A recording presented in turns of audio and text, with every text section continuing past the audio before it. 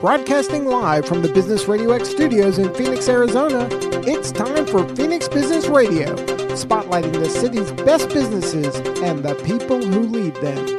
Hello, I'm your host, Rochelle Poulton with LAWGITIMATE, and we are here today with some awesome legitimate guests to talk about our favorite topic, budgeting. Ooh. Budgeting is something that everyone kind of cringes at when they first hear it, simply because it's a terrifying topic, but you got to know where to start, and it all starts with how much money you've got in the bank. So with us today, we have Stacey Williams with AZCLG and Angelo Rossetti with FPC Financial. So why don't you tell us a little bit more about yourself, Angelo, your background, and what you know about the world of finance? I am the owner and founder of FPC Financial Coaching. I'm a Dave Ramsey trained financial coach. Dave Ramsey has a training program, and then it leads into a mentorship program. And then I opted into being the mentorship program, so I'm still part of that Ramsey coaching team. My background is actually I was a school teacher many years ago back in New York City. I owned a business in New York City where I set up training labs for schools throughout New York City, CT laboratories, and then came to Arizona several years ago. And at that point, had an insurance agency, and they hired me because of my ability to work with schools. And then from there, that transitioned into me realizing that I really didn't like selling insurance, but I really wanted to do finances and help people with their finances. So I seeked out a financial coaching type position. And that's when I hooked up with the Dave Ramsey Group out of Nashville. Awesome. And what about you, Stacey? Well, I have been with Arizona Credit Law Group for just about 2 years now and have had the privilege to work and learn with Rochelle, who's our amazing host today. I actually come out of a mortgage background. So I did mortgage lending and down payment assistant programs was kind of more of my niche, just helping clients find their ability to purchase a home even if they didn't have the down payment. So basically, zero down programs were kind of more of my niche because, of course, with budgeting, it's always hard for clients to save along with all their other daily expenses that they're dealing with. So that was kind of my passion and kind of led me and Rochelle into a partnership and had the opportunity to work there. So I'm super excited to see what we talk about today, all the information we're going to give our listeners. Awesome. So let's just jump right into budgeting. So, budgeting, I think the definition that used to go around and circulate was something about, you had a spreadsheet and a ledger and you're very rigid. But today, budgeting is just simply a plan for your money. Mm-hmm. That's about it. So do you care to elaborate on that for us, Angelo? Okay, so budgeting, when I speak to potential clients or I do group presentations, and I say the word budgeting, it kind of falls in the line of root canal. I've sat with clients, husband and wife teams. They come in because we want to discuss their budget or discuss their money situation. And it almost makes typically the male sit there and cry and no, I can't be on a budget. And I'm not a kid anymore and I don't want an allowance. So we have to get past that concept and the concept that a budget is a written money plan. And it's imperative that people have a plan of where their money's going to go. Because if they don't, 9 out of 10 times when I sit with someone, they have no idea where the money went. I agree. I mean, we deal with people in financial crisis on a daily basis. And usually the first couple of questions that we ask is, how much money do you make? What are your bills? Just so we can get a general overview of your financial situation. And it becomes pretty apparent. Some people are operating on that $0 budget. Mm-hmm. So at the end of the month, they have no money left. Well, yeah, most of those clients typically have much more month than they have money. Yes. So it's the 27th day of the month, and they're stone broke, and they're not quite sure how to get on to the next, finish the week out. So those are the clients that I typically work with. As a financial coach, we do work with people that are hurting. Quite honestly, they have some issues with money. They need to have a budget in place. They have sometimes bills that came up sometimes because of life. Yeah, life. And sometimes it's like the ostrich effect. They just put their head in the sand and hope that things would get better, and that doesn't always work. So we try to work through with them on those. Other times people come to me because they're planning. They're about to retire, and they're thinking about, how am I going to go from a paid position to retirement salary or income, and how am I going to make that transition? And sometimes we're fortunate to get people that are young and say, you know what, I want to plan for the future, and I want to start now. I don't want to do what other people have done around me that I see other people do. I think we were saying before we came on about how people decide when to start planning. Right. Yes. So I did mention that I do a lot of workshops for teachers, and they tend to be younger. They tend to be in their mid-20s to late 20s. And I usually ask that question because part of the workshop that we do, the financial literacy workshops, is asking the question of, when should you start, saving for retirement? And the question, when I pose that question, I get answers like, oh, next week, next month, when I get my master's in like 3 years, when I'm 30 years old. And I usually give them the quick answers, no, the day you were born. But unfortunately, the day you were born, you were laying there in a diaper and you didn't know any better. And no one told you what to do. So the next best day is tomorrow morning. And that's the day you need to get the budget in and then start planning for retirement. Yeah, because I'm definitely behind the curve on that. I think everyone is. Aren't we all? So there's so many different types of budgets and budgeting apps and budgeting tools. And some of the most populars are like Mint, or You Need a Budget, Pocket Guard, Clarity Money, Good Budget, Personal Capital. There's so many budgeting apps out there. And I don't even think it really matters which one you pick, so long as you pick one. Or just, use an Excel spreadsheet, whatever works for you. But first step first is always figuring out what your bills are. I think that's probably the most terrifying realization for my clients when we're trying to figure out how to get them out of a financial catastrophe is taking a look and seeing where their money goes. It goes everywhere really fast. So if you had to guess, where would you say that most of your client money goes every month?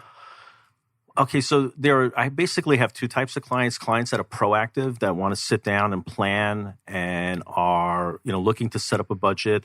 And then I have clients that are in a catastrophe or in a bad place, and they're trying to figure out how to get out of that bad place. Typically, the clients that are in a bad place, they have no idea where their money's going.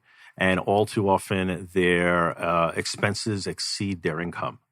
Yeah. So we really need to sit down and wrap our arms around what we call the four walls in the Ramsey world. What are your four walls? What are the things that you have to put money toward? You can't renege on paying your rent. You can't renege on paying your electric bill. You can't renege on paying your auto insurance because just not going to have a car to drive or a place to sleep that night. Then there are other things that we look at, things that you could postpone or maybe work out. And then things that you just don't need to buy or you just don't need to spend money on. You don't need to spend $250 a month on cable TV if you can't afford food on the table. And that's the approach that we take when we sit down and do a budget with people. So one of the things that I think is fascinating is I did a quick analysis because I had this theory last year on where is everyone's money in Arizona going? Because I keep hearing it over and over and over again. I'm living paycheck to paycheck. So just some fun stats. First off, Arizona household average income right now is $56,581. Ouch. I mean, that's actually it feels like a lot of money when you say it until you really think about where it's going. So the average rental expense or housing cost is 32% of your income. Right now, if you're renting, it's about $1,495 a month. Or if you're buying, it's $254,000. That's a huge chunk of change, way higher than what it was even 4 or 5 years ago.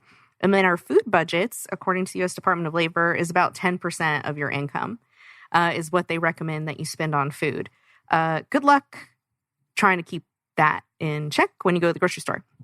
Yeah, these numbers are really conservative, right? Yeah. Really conservative.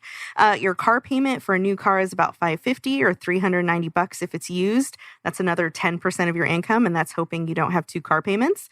And health insurance is roughly $6,200 a person. So for 11% of your income per person is what your health insurance premiums are costing you. And then student loan debt on average is about $200 to $300 per person per month. And other living expenses make up about 15%. And child care per child is about $9,400. And then if you add in taxes, we're at like 140%. So if you're wondering why you're broke AF, that is why. You get to pick 3 of those things that you want, and you have to pick food and housing. And you can either have other living expenses, a child, or a college education. No car, ever. You choose. So do you feel like some of your clients are experiencing this choose your own adventure? Yes. And student loan debt is, as you mentioned that, it's phenomenal. I sit with clients that have phenomenal amount of student loan debt and are trying to figure out what to do. And it's sad when I sit with a client that has student loan debt that the amount of debt doesn't correlate to their occupation or correlate to the job or income they're making. Not even close. Yeah. So I use as an example. I sat with it was a younger couple in their early 30s, and they were both medical professionals. So their student loan debt was $500,000, but they were also making close to $400,000 a year. So in their situation, their student loan debt made sense. It correlated to their income. And basically, when we put a budget on paper, the conversation was, if you don't keep that BMW and Mercedes, you can have this knocked off in 2 years. If you keep those leases, it'll take you 3 years. So that was a good place. I've actually sat with clients. She was a young school teacher, just started teaching, had $220,000 in student debt, and was making $39,000 a year. There's no correlation between income and student loan debt. So our conversation was, her best plan of attack was to look at the federal student loan forgiveness program, and that has its problems, but to look at that versus there's no way you're going to be able to pay this off over your lifetime, and you really want to get out of debt. Yeah, we did a whole podcast episode just on student loan debt, and, just to quick recap some highlights, it was about $1.6 trillion is where we are in student loan debt. Yes. It accrues at $3,000 per second. So that's quite a chunk of change. And the options for getting rid of federal student loan debt is quite complicated because there really aren't a lot. It's like taxes. They just don't go away until you die. And even then, you got to fill out more paperwork. And it's a mess. So dealing with the discharge programs, we help people try to navigate that too. And, the waiting periods are 24 months. There's a bunch of hoops you got to go through. Right. And it's pretty messy. So talking with student loan debts and just kind of all of these other debts, the biggest problem I think that people face is trying to build wealth. There's a really interesting article that came out from The Atlantic talking about the wealth factor for college education and how it's kind of dropped to zero because of the amount of student loan debt that people have to incur compared to what their wealth is. And it's because the barrier to entry to most things like buying a house for the first time at $254,000 when your income's $56,000 might not be feasible. Right. Absolutely. So what do you recommend to people with all of these numbers, where their net income is starting at zero? How are they supposed to do the 20% savings rule or a 10% savings rule or open a retirement account? What do you recommend? Anyone? Okay. Well, following the Ramsey concept, the very first thing you want to do is you want to eliminate your debt. So you want to put a plan in place. It's a 6-step plan, and it's focused on eliminating your debt so that you can start pushing your money toward your retirement. Right out of the starting gate, what we want to do, work with people is to get a budget on paper. That's imperative. So whether it's on paper, it's on a computer, but it can't be in your head. It can't be in the cloud. It can't be something you think about as you're walking down, driving to work. Not an aspirational vision. Not a dream. It hasn't got a goal yet.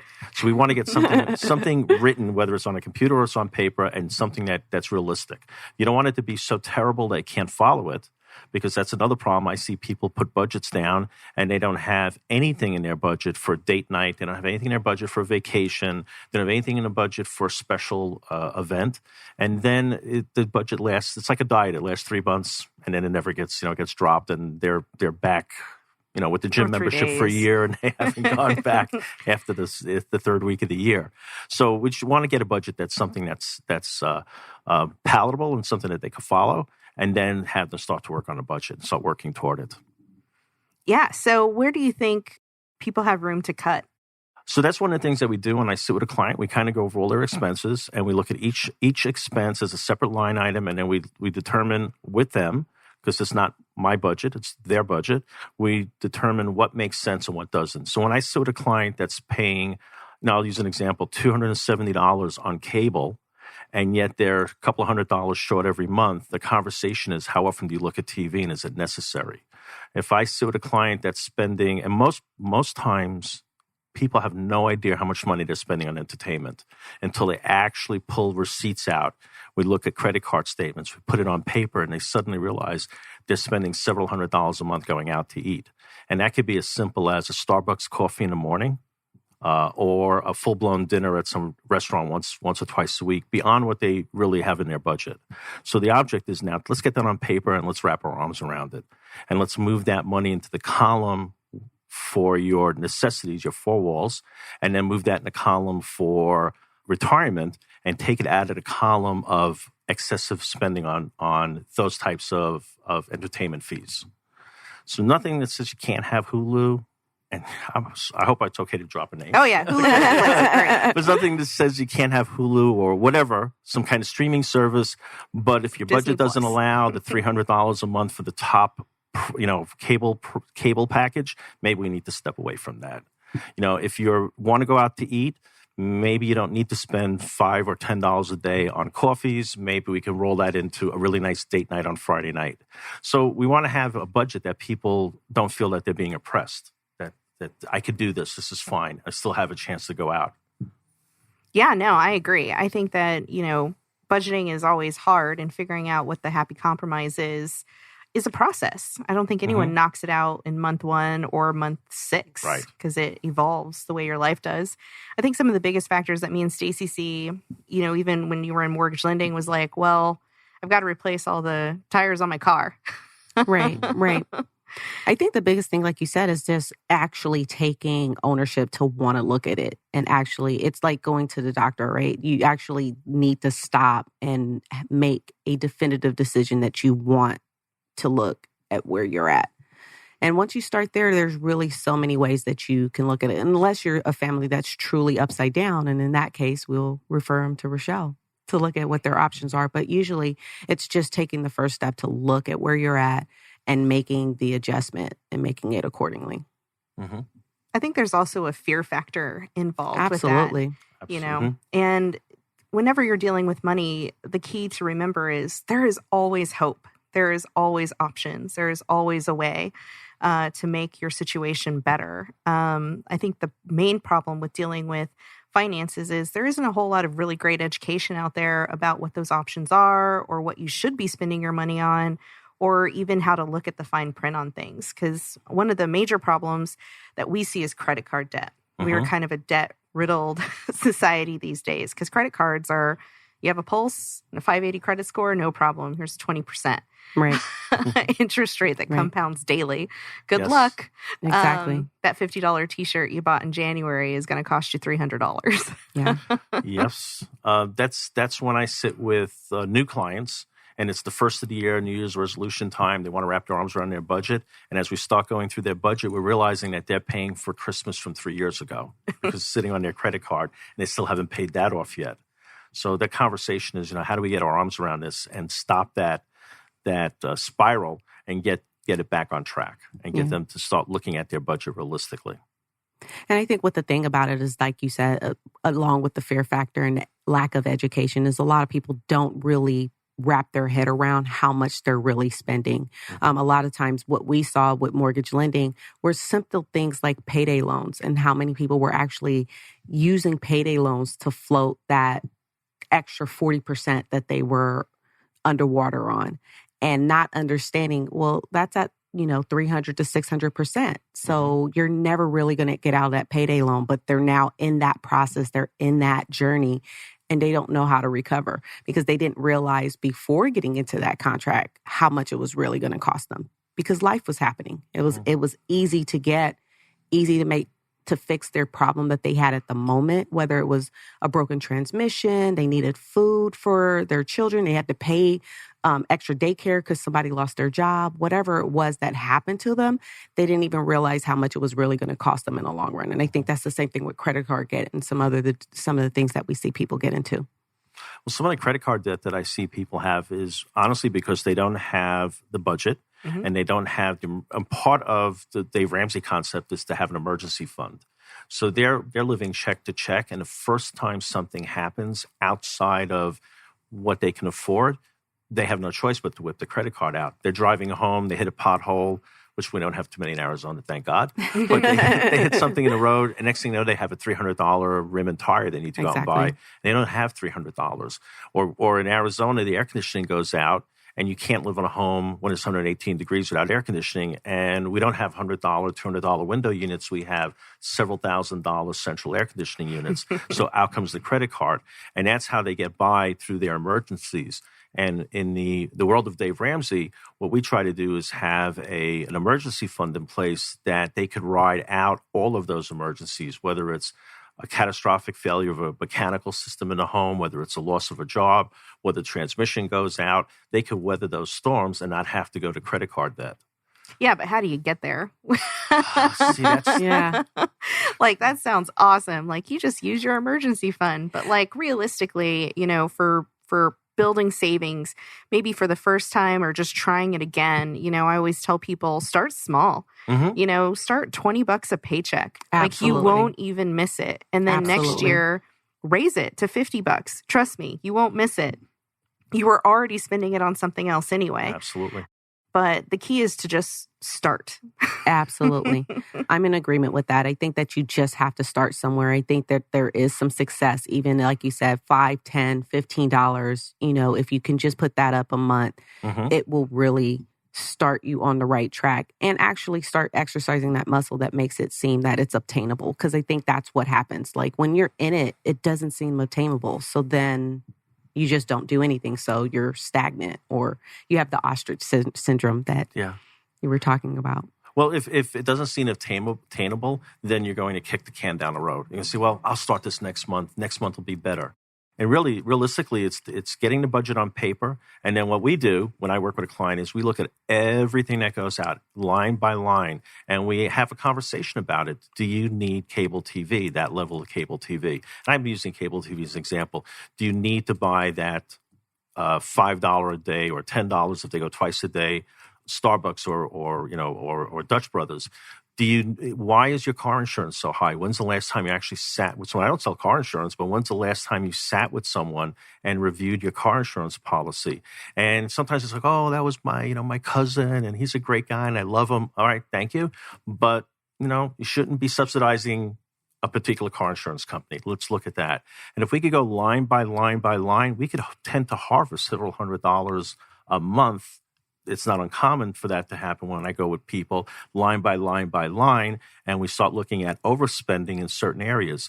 Do you need a $50,000 car to drive a mile and a half to work sitting in the parking lot all day, or would a $12 or an $18 or $20,000 brand new vehicle do the same? So that's the conversation that we have with our clients. It's a hard look. It's a life change. But if they're serious, we're successful. I have yet to have a client that we were not successful with. That's awesome. But, it's a tall statement. It's sometimes that success is going to take years. It's not going to happen overnight. No, it's a journey. There has to be some perseverance there. Because they didn't get in the situation overnight. Exactly. So they should give themselves time. And I think being honest with yourself, too, about what your priorities are. Because some people are just car people. Some people just like nice cars. They don't really care about buying a house or clothes or anything else, but they like nice car. Cool. Budget for it. Absolutely.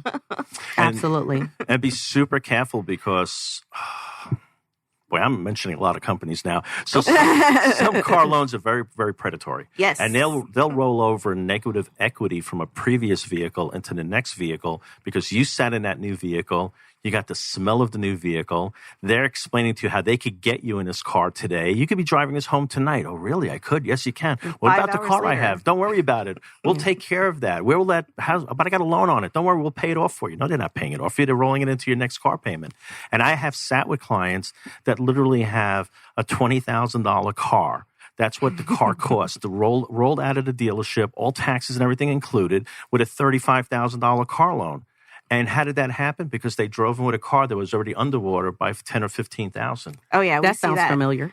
Every day, more and more regularly. It's kind of ridiculous because it gets to a point where someone has a $600 a month car payment, and it's kind of unsustainable. And what are your options for getting out of that car?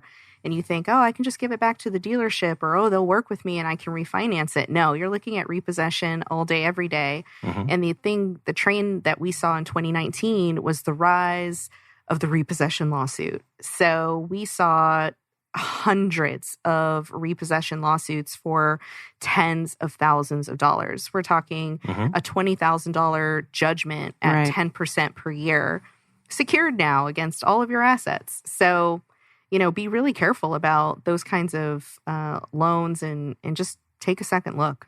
I like the word you use, unsustainable. I think when you look at getting into a contract and have to look beyond the payment, it's not just the payment, it's how long can I make that payment that I think consumers and everyday individuals really need to look at. Like if you're going to go into a purchase, like you said, if that's something, some people like trinkets, some people like shoes, we like to shop as women, whatever that driving force is to you, you need to look at how long can you make that payment? Not just that I can make the payment. Is it sustainable? And I think asking that question really moves the marker to, should I make this purchase? Maybe I should rethink it, because again, how it affects them, like you were talking about judgments, it's not just that they're going to get sued and they have to repay that enormous amount of money back that the creditor goes after, but it affects their ability to purchase a home in the future or get any other loan. So it's a trickling effect. It's talking about a snowball. Just keeps going. And if with anything like a car, there's car insurance and then there's gas. So, there's gas and normal maintenance. So usually, at the end of the day, it's not uncommon to see a car expense really costing someone about $1,000 a month. Exactly. Which is for some people their entire paycheck. And that's a lot of money. So just keep that in mind. If you're thinking about buying a new car in the near future, do the math.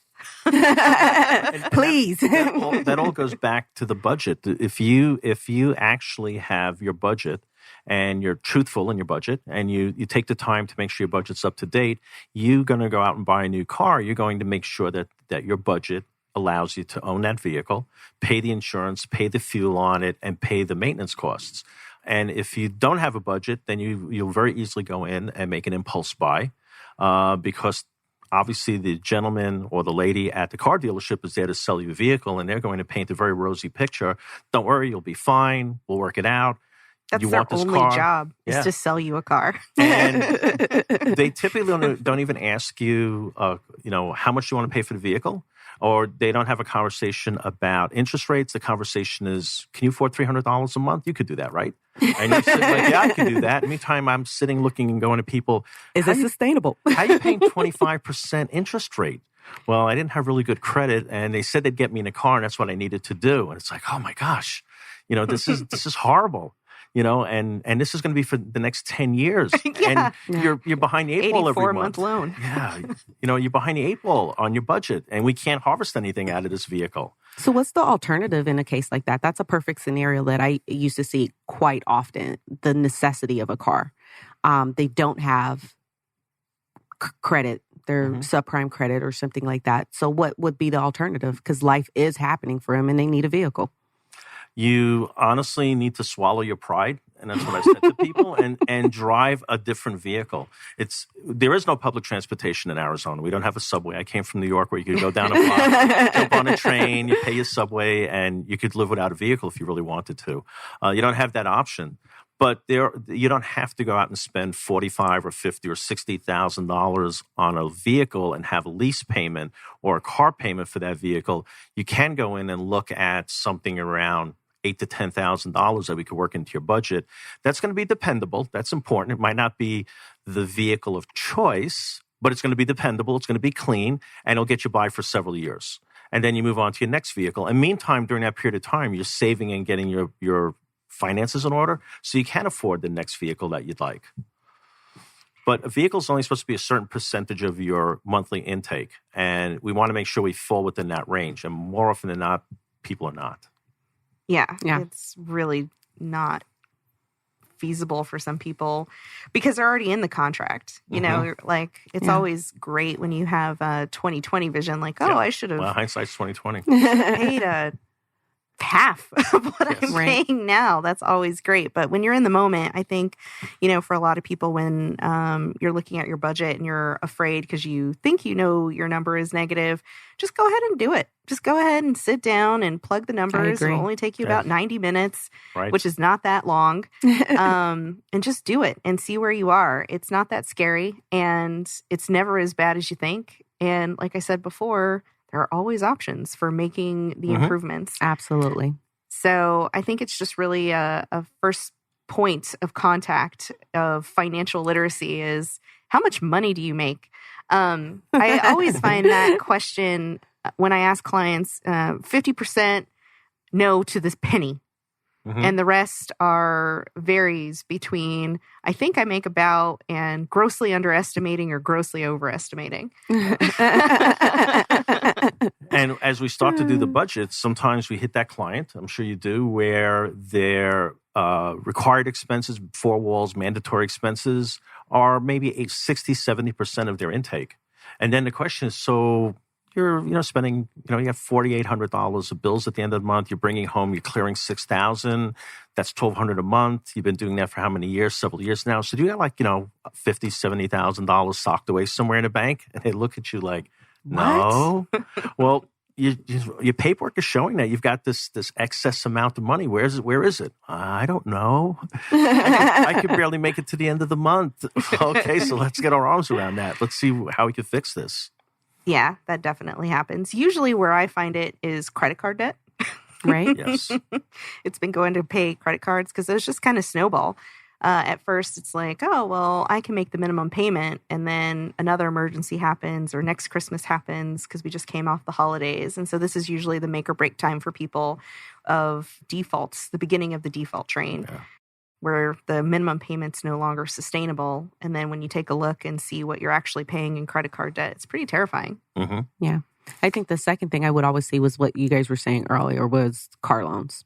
That would be the second thing. Just exuberant amount of payments going out just so that they can have a reliable vehicle. And some people, yes, they're overextending, but some just don't have any choice. And they're dealing with predatory lenders like buy here, pay here kind of situations where they feel they have to take whatever they get.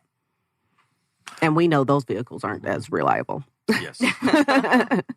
So I've had conversations with when I do like classes for financial literacy, and I turn it around and say, you don't have to have a car loan if the car loan is basically deferring the payment to a future point in time. Why not turn that around, and why not say, I'll stick with the older car for a couple more years, save my money up, and then shift it to where your money goes into an account and you go buy your cars in cash.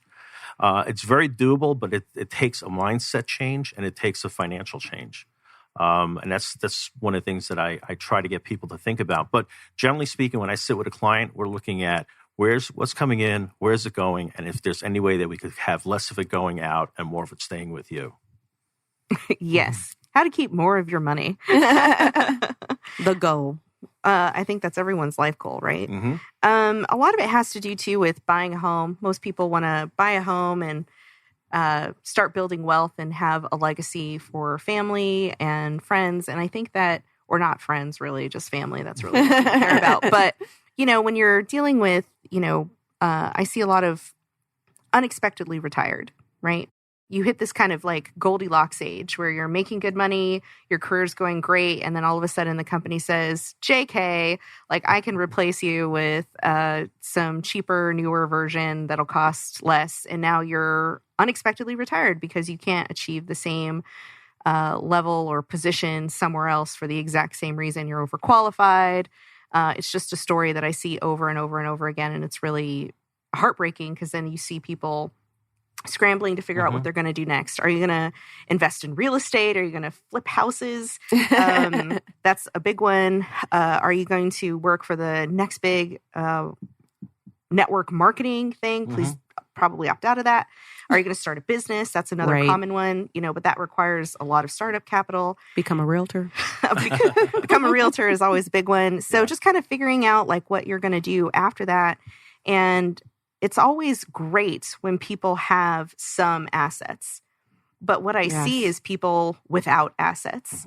and, you're mortgage high and house poor. Right. Lots of really nice cars. You have this unsustainable kind of lifestyle that you thought you could continue on, and now you've got to make the shift. So what do you do with people who are ready or looking at that unexpectedly retired but have that kind of debt? So you look at the options. So going into that, the perfect world is having that emergency fund, to have that 6 months to 1 year emergency fund so that you could weather the storm. But unfortunately, not everyone is in that situation, and that storm pops up and suddenly they wake up and now they're in the middle of the perfect storm and they're trying to figure out how to get out of it. So then it's time to really step back, cost budget, and then, be realistic. You don't want to have a knee-jerk reaction to it. And I've seen people have knee-jerk reactions. Well, I'll sell my house, I'll take the equity, I'll pay off all that debt. Right. And now they don't have a home anymore. They don't have any equity any longer. They don't necessarily pay off all the debt. And then as time goes on, they accrue more debt. So it really wasn't a good plan. So a well-thought-out plan. So when I do a budget with people, it's not just the monthly budget, but we do a 1 year, 3 year, 5 year timeline budget, and we look at all of those factors. Where do you want to be a year from now? Do you have children that are going to go to college? Are you going to retire? What happens if your company closes? I've sat with people who said, I don't know, my company might not be here a year from now. Well, let's get something on paper. Let's plan for that. So that's all kind of the short-term, long-term budget all coming together to prevent that. Now, if it happens, then you have to really sit with someone, really, second set of eyes. That's what I am, and put together a plan so that you don't do something reckless. Foolish. Yeah, reckless. Exactly. Awesome. Yeah, I agree. I mean, I think, that's exactly what we do too with people in that scenario. It's like, let's take a look at what are the positives here. Well, I always tell clients that there's a light at the end of the tunnel. It's not a train. So it is daylight. It might not be 3 months away. It might be a year away. It might be 2 years away, but we're going to be able to get to that point. And if it's a situation with creditors, I've worked with clients who've called their creditors up, and we've made that phone call together. And creditors would rather hear from you than not hear from you. So again, burying your head in the sand. I had a client that took an $1,800 bill and turned it into a $10,000 judgment because she totally ignored it all along. Versus dealing with it head on the first time she had an issue, and not letting it get to that point. Working out something with her creditor, paying a small amount, and ultimately getting it wiped out. Versus, I hope it goes away. Well, the conversation was when we started talking about it, and so how did this happen? And she pulls out a stack of, her and her husband, pull out a stack with a rubber band on it of all the notices they got, the late notices and the judgment notices that were coming, and the threat to go to court and ultimately not showing up for a court appointment, and how it turned into a garnishment of her salary or their salary because they ignored it. And they didn't hit it head on right day one, where that could have been a simple phone call from the very first day that we can't pay this. How can we work something out? Even if they would have accepted $100 a month for 18 months, it would have worked versus $10,000 being garnished out of her salary. Now, did she just hope that it was going to go away? Is that reason not responding it? Was she just fearful? Didn't feel she had resources? I think it was Why did she wait so long? A combination of hoping it would go away, but really knowing deep down it's not going to go away, but hoping it would, and just not wanting to deal with it. Yeah. It was easier, not to deal with it. Yeah. I think that's what our listeners should definitely take away from this segment, is that there are options. Like if something's happening, it's better to reach out and see if you have resources than to just hope it goes away, because it really doesn't. It only is going to exasperate it and make it worse. So reach out. Using a debt snowball approach, debt settlement, debt consolidation loans, bankruptcy.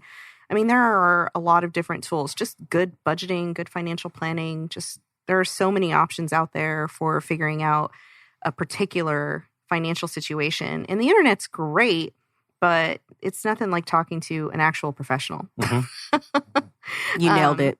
Because everyone's situation is extremely unique. And just because what worked for your cousin's uncle doesn't mean it's going to work for you.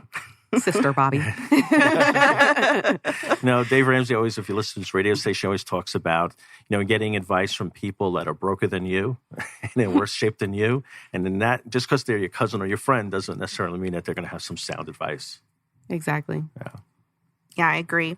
I think with budgets, mostly the biggest fear everyone has is where to start. Like we said in the beginning, get an app, open an Excel spreadsheet, or if you like paper and pen, just write down all your bills, open up your bank statement, take a look, see what's going on. And there are so many professionals in Arizona that do financial analysis that can actually help you write out a budget. You know, one of my friends, Kelsa Dickey, owns Fiscal Fitness. You know, she's a money manager and she helps people with like awesome training courses and things like that, all the way to people who can help with more sophisticated, complicated situations like you're going through a divorce and you need more strategic planning. You know, Nancy Hetrick in Scottsdale does that. There are so many people in this arena of finance. You just kind of have to take a look and see what you need. And usually starting with a professional who has a network is a good place to start. I agree. So if you had 3 tips for people who are just starting a budget, what would be those 3 tips? Start. Yeah. Yes. Start. Start Tomorrow morning. Start as soon as you can. Get it on either an app or a piece of paper, but get it on something, not just floating around as a thought that might be, maybe we can make this work. Get your spouse on board. That's very important. It has to be, it has to be a partnership between you and your spouse. Sometimes the spouses are both very independent, conservative in how they spend their money. Sometimes you have one that loves to spend money and one that doesn't want to spend money. It's even not as good if both of them are on 2 different angles and there's a bone of contention there. But get your spouse on board. Have a face-to-face conversation and say, let's work this out. That's always a fun conversation. Yeah, the financial stress, Yes. I always tell people, is the worst type of stress because it's so pervasive. You lose sleep at night and it's extremely stressful. And then unfortunately in relationships, it turns into real stress and it can stress the relationship and cause a lot of divorces. We work with people and unfortunately they sometimes break up over this kind of thing. So I think it's really important to start having that financial conversation early in a relationship about what your financial priorities are. So that way it's not so terrifying when you have to tell someone, hey, I maxed out a credit card and I haven't paid it and I'm getting sued. Surprise, surprise. I owe the IRS. Or, sorry, honey. I'm online at Bash's and they're not accepting the card. How are we going to eat tonight? Yes. Those kinds of conversations are always awkward, but they're never as bad after you kind of get through the initial phase. Yeah. Which is always, a little contentious because everyone's got their own opinions about money. But once you kind of at least know what the other person's perspective is, now you know. Yeah. You can work with it. So I have done work with counseling couples prior to getting married. And I've actually been hired by family members to work with their, niece or nephew or son or daughter or somebody in that case, to actually start that budget and get it on paper so that they could they can enter their marriage without that stress. So they're both on the same page. They might not necessarily agree on how money's spent, but at least they're on the same page, and then they go forward from there. Versus the pair of shoes that are in the closet, and I've had those for 6 years. Don't you remember them? No, I don't. Or the guy that brings the thing home, sticks it in the garage, hopes it gets dusty, and rolls it out this summer. Oh yeah, we've had that barbecue for forever. And that whatever they bought, we've had that forever. It's been up in the closet all these years. You didn't see it? So yeah, the object is to get everyone on the same page. And what would you say tip 3 is? Talk about your finances with your significant other, and what else? I think don't be intimidated by it, right? Because once you get it on paper, it didn't take you didn't get into your situation overnight, and it's not going to be an overnight fix. So give yourself some freedom to kind of make those adjustments. It's going to be an eye-opener, and you're going to have aha moments, and kind of just give yourself the room to slowly make those adjustments. Because again, you didn't get into it overnight. So don't be intimidated by what you find out. Yeah. And I think it's never really as bad as you think. Like I said, it's a light at the end of the tunnel, and it's going to be a positive light. It's not necessarily a train, but it might be approaching, and might think it's a train, but there's always light at the end of the tunnel. Absolutely. Cool beans. All right. So you guys want to talk about anything else related to budgets? Any pro tips for the super fiscally savvy people? Pro tips. Pro tips. Wow. I would say life insurance is a pro tip. Life insurance is a necessity. You have to be careful when you do a life insurance policy, the type that you take out. Dave Ramsey is very keen on term life insurance and not necessarily whole life insurance, but it is imperative to have life insurance. And so when I sit with a client and I do that 1 year, 3 year, 5 year timeline, there's a series of questions that I ask to make sure certain things are in place. And as we start to look at it, things that we start to look at are, do you have life insurance? All too often, people have life insurance that's a work-related policy. They just think that because they have, 1 times their salary, that they're all set and they're perfect. And then we have a conversation about, do you understand that life insurance is related to your employment? And if your employment should cease, that life insurance goes away. If you have an illness, you might become uninsurable if you try to get your own policy. So we go through that whole education process. We have a conversation, do you have children? Well, you do have children. Well, do you have documents in place to cover your children if something should happen to you? More often than not, there's no will and trust in place, and people don't have that. And then something happens. And an estate plan. And it doesn't happen to everyone. It's a very small percentage, but it's very painful when it happens if that paperwork's not in place. Yeah. And that life insurance is a component of that paperwork. And then we look at wills and trusts. And do you have a will and a trust? I don't sell wills and trusts, but we have a conversation about what the purpose is, and then how do you set up a will and trust, and who do you need to go see, and things you need to ask so that your children are protected. You might have elderly parents who depend on you. I had a woman who had several pets, and she was concerned what's going to happen to them. So there's the will and trust. You got to get that on paper, or it's going to happen in a way that you might not be happy with. Exactly. Yeah. Having a plan for, death is going to happen just like taxes. So go ahead and plan ahead. You only have to do it and think about it really that one time for about 90 minutes and then update accordingly. It's not that big of a deal. It doesn't hurt that much. I also think too, when people are, being fiscally savvy, taking a look at your insurance, making sure you've got umbrella policies, having a really good insurance broker, someone who can advocate for you and, take a look at your car, your home, your renters, your umbrellas, all of that fun stuff really starts to become a bigger factor once you're out of crisis and you've got your emergency fund and you've got your retirement plan and you've got your life budget insurance and you've got your budget. Start taking a look at those bigger picture items, the ways that you're exposed. And of course, always an estate plan. It's never too late to have powers of attorney in place, especially if you're planning a vacation. Who's going to make healthcare decisions for you? Have those kinds of things, have those documents. They're not that expensive. And there are plenty of estate planning attorneys in Arizona willing to help you. And I like the fact that you said it's nominal. I think a lot of people think that those things are going to be exuberant amount of money for them to execute or to have on their behalf. But the fact is that there's a lot of professionals out there that are willing to meet your budget and help you right where you're at. Payment plans. Love those. Awesome. Important. Budgets. Even more awesome. All right. So I think that'll wrap us up on budgets. And if you guys have any questions, you can always email us at LAWGITIMATE@AZCLG.com. But Stacey and Angelo, please tell our listeners how they can reach you. Name, company, email, phone number, whatever. Well, I am Stacey Williams with AZCLG, Arizona Credit Law Group, and you can call our office at 480-907-6088. Again, our office number is 480-907-6088. So I'm Angelo Rossetti. It's FPC Financial Coaching. You could call my office at area code 623-505-1632, or you can email me at Angelo, ANGELO, at AZFPC.com. Awesome. All right. That does it for today's episode, guys. Thank you so much for being here and giving us your legitimate perspectives on budgeting. And we will see you next time for our next episode, which we're calling The Rackets. So tune in for that. And I'm your host, Rochelle Poulton, legitimately yours. Talk to you next time.